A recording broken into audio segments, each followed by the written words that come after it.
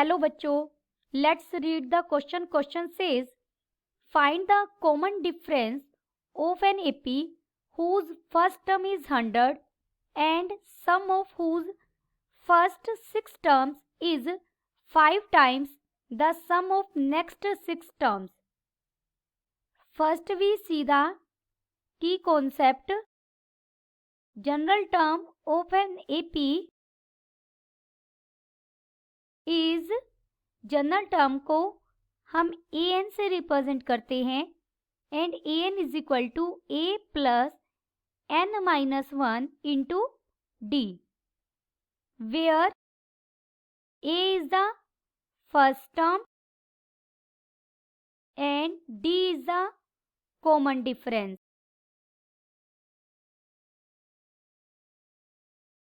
Also, sum of n terms of an AP is, इसे हम Sn से represent करते हैं and Sn is equal to n by 2 into a plus l, where a is the first term और l क्या है यहाँ पर, last term. Given first term is first term of an AP, हम उसे a से रिप्रेजेंट कर रहे हैं. a हमें कितना दिया गया है, 100. Let common difference B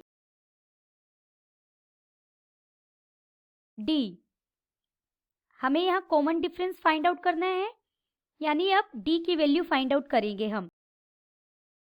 bye given condition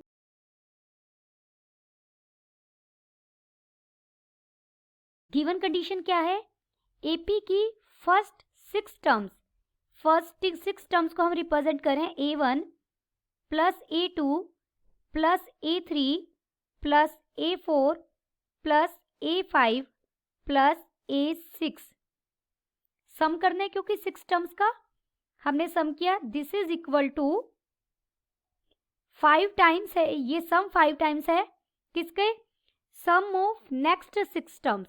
next 6 term हमारी कौन सी होंगी, a7 plus a8 plus a9 plus a10 plus a11 plus a12.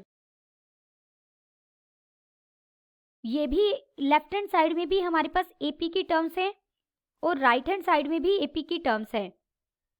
Left hand side में ये S6 है हमारा.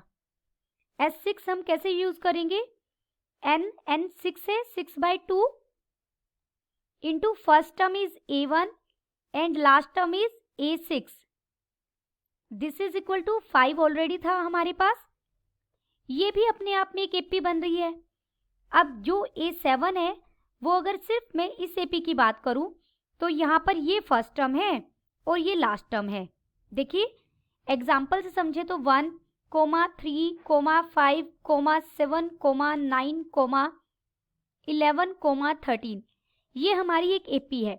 लेकिन मैं इसकी अगर थर्ड टर्म से शुरू करूं तो ये भी तो अपने आप में एक एपी बनेगी जिसकी फर्स्ट टर्म क्या है, 5. तो ऐसे ही a7 plus a8 plus a9 plus a10 plus a11 plus a12 भी अपने आप में एक एपी की टर्म्स बन रही हैं जिसकी फर्स्ट टर्म क्या है, a7 और लास्ट टर्म क्या है, a12. तो ये हो जाएगा 5 इंटू टोटल टर्म्स कितनी है, वो भी 6. तो 6 by 2 first term is a7 plus a12. 6 by 2 से 6 बाई 2 कट जाएगा या आप 3 से 3 काट सकते हैं. This implies a1 plus a6 हमें क्या मिला, 5 into a7 plus a12. This implies AP की फर्स्ट टर्म हमें 100 दी गई है. a बन जाएगा, ये फर्स्ट टर्म को हमने a बोला है और कॉमन डिफरेंस d है, तो हमारी a6 टर्म क्या बनेगी, a plus 5d. Bye general formula a6 क्या होगा, a प्लस 5d. a7 क्या हो जाएगा, a plus 6d and a12 क्या हो जाएगा, a प्लस 11D। तो ये इक्वल हो जाएगा 5 इंटू A7 की जगह हमने रखा A plus 6D plus A plus 11D। This implies 2A plus 5D is equal to 10A plus 85D। This implies 8A is equal to minus 80D.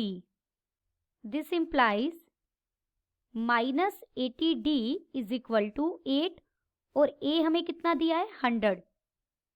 Given A is equal to 100. This implies D is equal to minus 10. Therefore हमें common difference ही find out करना था। D हमारा common difference था, हमें common difference कितना मिला? This is equal to minus 10. Then the final answer is common difference is equal to minus 10. Hope you understood it well. Best of luck.